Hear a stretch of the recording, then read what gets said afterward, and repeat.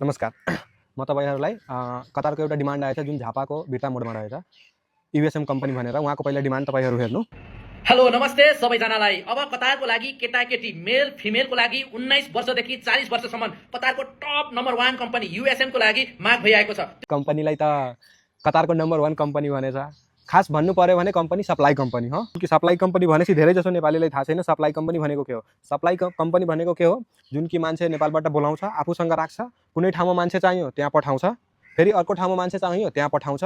जस्तै एउटा कम्पनीले आफू मान्छे ठेकेदार भयो, मैले मान्छे राख्छु, उहाँसँग काम छ, उहाँनिर पठायो, उहाँसँग काम छ, उहाँनिर पठायो। काम छैन भने तपाईँ बस्नु, आफ्नो पैसाले खानु, कम्पनीले 1 रुपैयाँ पनि दिँदैन। खानासानाको पैसा केही दिँदैन। बेसिक सेलरी भन्छ नि, जुन तपाईँ गएपछि कम्पनीमा बेसिक सेलरी दिन्छ, त्यो केही कुरो दिँदैन। फ्यासिलिटी भनेको कम्पनीको जिरो हो। कम्पनीको सबभन्दा नराम्रो बानी भनेको पैसा काट्नु, केही फ्यासिलिटी छैन। तपाईँ बिरामी हुनुभयो, तपाईँलाई हेल्थ कार्ड दिँदैन, त्यसमा प्रब्लम छ। अनि युनिफर्म पनि दिँदैन। अब एउटा वर्करलाई चाहिने कुरो केही कुरो टाइमले दिँदैन।